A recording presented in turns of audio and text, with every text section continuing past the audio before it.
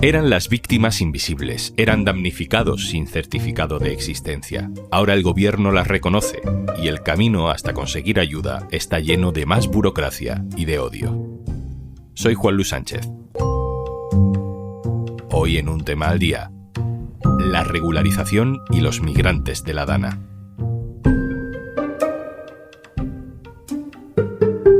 Una cosa antes de empezar. ¿Quieres digitalizar tu negocio? El programa Kit Digital te ayuda con bonos digitales de hasta 29.000 euros. Te cuento más al final del episodio. El Gobierno de España ha aprobado una regularización extraordinaria a la que podrán acogerse miles de personas sin papeles afectadas por la DANA de Valencia. Hace unos meses, después de la tragedia, Oxfam Intermón calculaba que entre 28.000 y 41.000 personas migrantes en situación irregular no iban a poder optar a distintas ayudas públicas. Ahora el Gobierno va a regularizar la situación de unos 25.000 inmigrantes para que esas personas sí puedan recibir ayuda.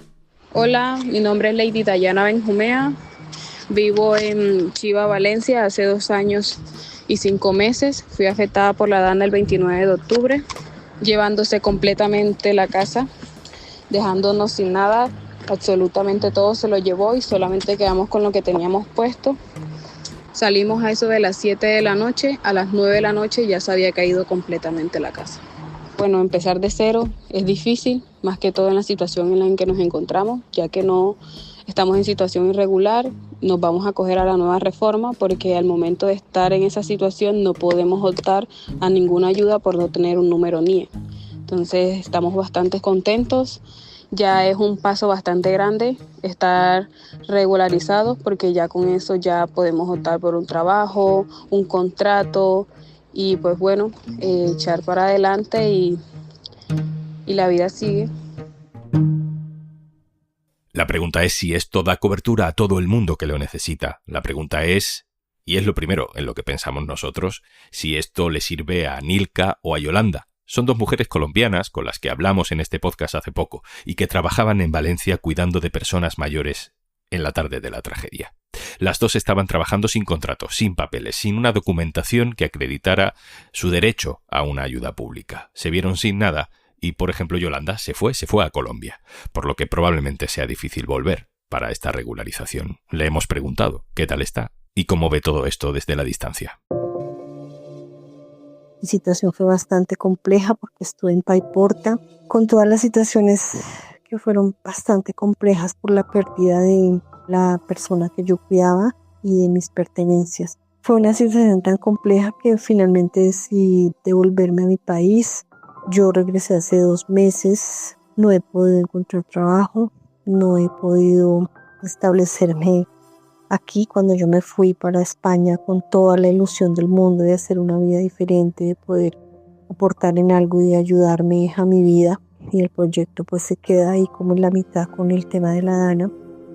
Hoy me entero que hay una posibilidad para que los migrantes puedan tener la posibilidad de regularizarse y la verdad que me alegra muchísimo por la cantidad de personas de todas partes de América Latina y de todos los lugares que han emigrado buscando ese mismo sueño para poder estar en España, y espero y confío que yo pueda estar en algún momento en esa lista, aunque sé que no es fácil, pero bueno, tengo mucha fe y confianza en que las cosas se den para bien.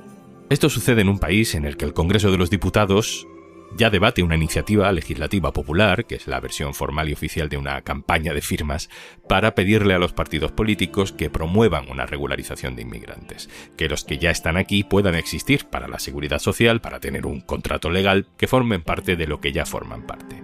Mientras ese debate sigue su curso en el Congreso, 25.000 migrantes sí van a tener regularizada su situación. Gabriela Sánchez, hola. Hola, ¿qué tal? Gabriela Sánchez es periodista especialista en migraciones en eldiario.es. Gabriela, hemos escuchado uno de los casos concretos que conocimos gracias a otro capítulo que grabamos contigo de gente que no puede recibir las ayudas porque estaba en una situación de irregularidad administrativa en España. Ahora, con esta regularización, queremos actualizar esta información. Lo primero, así en general, ¿qué implica que se tome esta medida de regularizar a 25.000 migrantes que no tenían papeles? Pues en primer lugar, por un lado, es el hecho tan simple pero también tan importante de ver reconocidos sus derechos más básicos, ¿no? De no tener que sentir miedo por acudir a la administración a pedir ayudas y ver que tienen ese derecho ya de base. Cada ayuda tiene sus matices, ¿no? Pero poder tener el derecho de acceder a ciertas ayudas y no de primeras por no tener un NIE, en no poder ni siquiera plantearse el pedirlos. Estaban quedando fuera tanto de las ayudas del Estado como también de muchas de las ayudas de los ayuntamientos, en las que los requisitos pueden ser más bajos y podrían llegar a acceder, pero sin el NIE se quedaban totalmente fuera. Y más allá de la DANA, al final son mujeres trabajadoras domésticas, temporeros, empleados de la construcción que vivían y trabajaban en situación irregular, y ahora al final lo más importante para ellos es poder buscar un trabajo de forma regular, lo que le abre mucho las posibilidades para conseguir un empleo. Muchos de ellos habían perdido sus trabajos debido a la DANA y no han podido encontrar otro porque encima conseguir trabajo de forma irregular es muchísimo más complicado y muchísimo más precario. Ahora se le abre muchas posibilidades para adquirir los derechos como uno más. Gabriela, una cosa es la gente que no tenía papeles, que no tenía por tanto un contrato de trabajo legal, que se queda sin nada con la DANA, se queda sin casa, no tiene ni siquiera contrato de alquiler y no puede demostrar nada.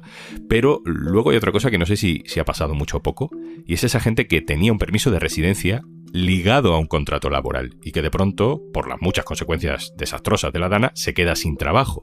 ¿Qué pasa con esa gente? Sí, eso es una situación muy repetida y precisamente estaba preocupados esa gente de que en el momento en el que les tocase renovar su tarjeta de residencia dejaban de cumplir los requisitos, ¿no? Porque al no tener trabajo ya no iban a poder renovar su permiso de residencia, sus papeles.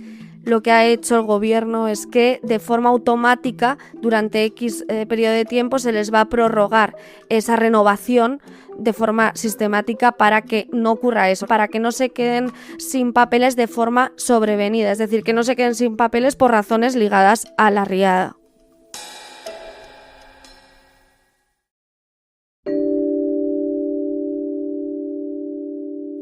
Volvamos a la regularización en sí. Técnicamente, ¿qué requisitos está pidiendo el Estado para incluir a personas dentro de esta bolsa de 25.000 personas a las que va a regularizar?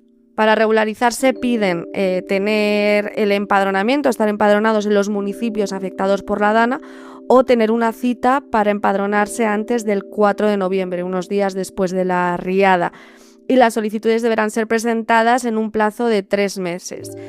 Ese empadronamiento es el mecanismo que utiliza para probar que efectivamente esas personas vivían en los municipios afectados. ¿Qué pasa?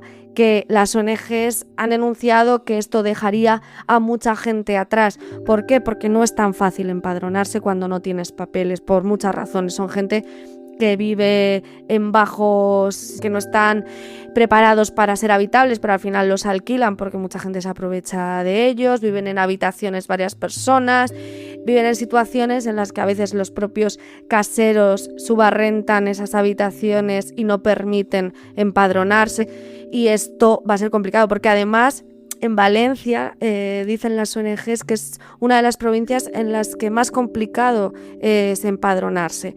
Entonces, claro, hablábamos de hecho con varias personas que incluso viven 2 años en España y no han podido empadronarse, o se habían empadronado en Valencia porque era más fácil en la ciudad, pero no en los lugares donde en realidad vivían. También hay gente que se había empadronado en algún momento en uno de estos municipios, pero que luego se había cambiado de casa y le habían sacado del padrón. Es decir, hay muchas casuísticas y sí que las ONGs advierten que hay mucha gente que se va a quedar atrás. De hecho, algunos dudan que lleguen a esas 25.000 personas, porque no es que sea una bolsa como tal de 25.000 personas sí o sí, sino que son unas estimaciones de las personas a las que creen que va a llegar esa regularización. Vale, entonces partimos de la idea general que es regularizar a afectados por la DANA, pero para demostrar que estaban en aquel lugar en el momento en el que sucedió la tragedia, pues les pide el Estado un certificado de empadronamiento. Vale, una vez con el certificado de empadronamiento ya sí automáticamente recibirá la ayuda. No siempre es tan fácil porque tienen, después de tener los papeles, que tener los requisitos que exigen esas ayudas. Y hay algunas de estas ayudas, por ejemplo, aquellas para quienes han perdido enseres, muebles, etcétera, y quieren reclamar ese dinero, que exigen el contrato de alquiler. Y como recordamos, muchas de estas personas no tienen un contrato de alquiler, ¿no? Pero, por ejemplo, también en el caso de todas esas personas que han perdido el trabajo, estas personas estaban contratadas sin contrato, entonces tampoco les van a dar ese tipo de ayudas como el tipo de ERTE que daban para estos casos, etcétera, porque no pueden demostrar que estaban trabajando. Todo este proceso es para que estas 25.000 personas lleguen a las ayudas que muchas otras personas españolas o personas en general con los papeles en regla ya tienen garantizados. ¿Cuáles son esas ayudas? Se lo hemos preguntado a Sergi Pitarch, director del diario.es en la Comunidad Valenciana.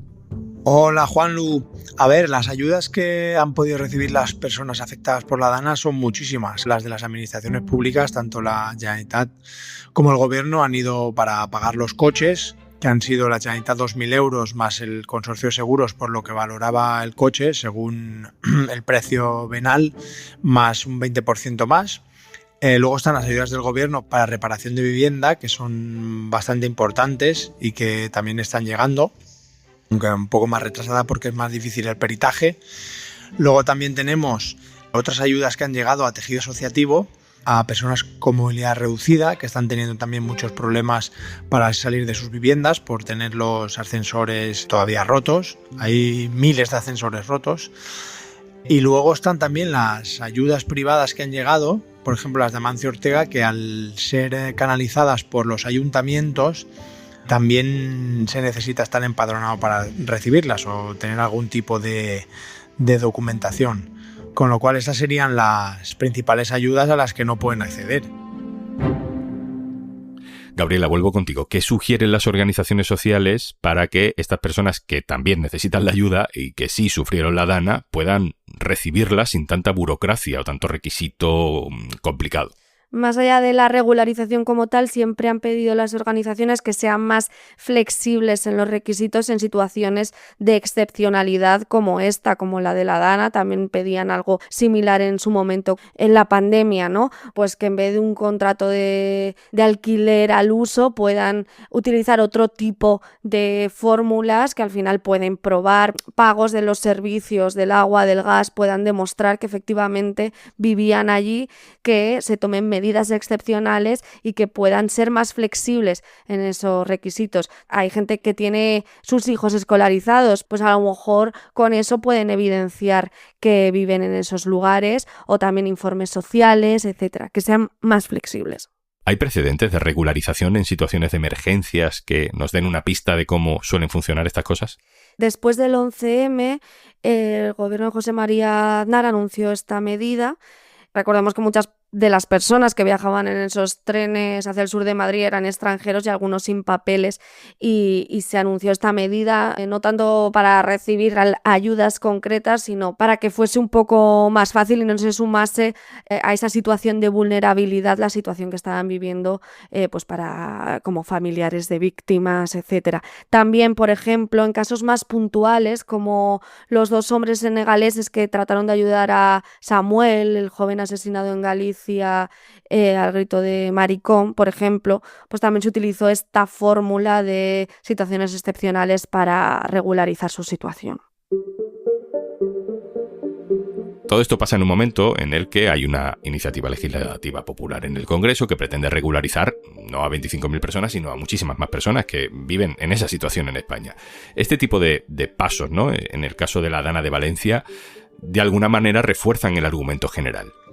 Sí, al final se ha hecho mucho ruido con la regularización y se lleva, de hecho, haciendo mucho ruido desde precisamente una situación también de excepcionalidad como la pandemia, ¿no? Recordamos que la ILP empezó en la pandemia, en ese momento en el que se ve que muchas personas, trabajadores esenciales, que están cuidando a personas mayores, que están recogiendo la fruta, la verdura, etcétera, no tienen papeles, y también otras muchas personas que han perdido su trabajo y que se quedaban totalmente fuera de cualquier tipo de ayuda, y es ahí cuando se origina el movimiento regularización ya, para que pudiesen acceder a esas ayudas, para que pudiesen conseguir trabajo de otra forma, para poder sobrevivir en un momento en el que estaban totalmente fuera del sistema.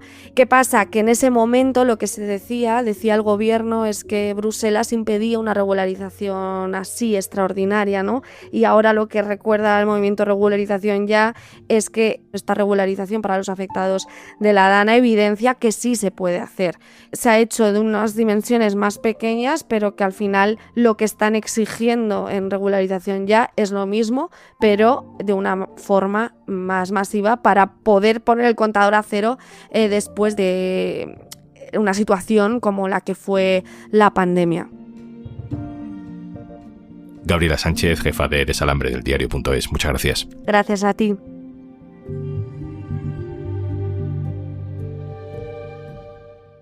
Y antes de marcharnos, la ayuda de Kit Digital te permite acceder a un amplio catálogo de soluciones digitales con las que podrás mejorar la gestión de procesos, fortalecer tu presencia online, mejorar la ciberseguridad de tu negocio o incluso empezar a usar herramientas con inteligencia artificial si eres mediana empresa. Empieza hoy mismo el cambio que tu empresa necesita. Infórmate en el 900-909-001 o en acelerapyme.es. Únete al cambio digital. Kit Digital es una iniciativa del Gobierno de España, gestionada por Red.es. Colabora Cámara de Comercio de España, financiado por la Unión Europea. Next Generation EU. Plan de recuperación. Gobierno de España. Esto es Un Tema al Día, el podcast del Diario.es. Si te gusta lo que hacemos, necesitamos tu apoyo. Hazte socio, hazte socia del Diario.es en el Diario.es/socio. El podcast lo producen Carmen Ibáñez, Marcos García Santonja e Izaskun Pérez. El montaje es de Pedro Nogales. Yo soy Juan Luis Sánchez. Mañana, otro tema.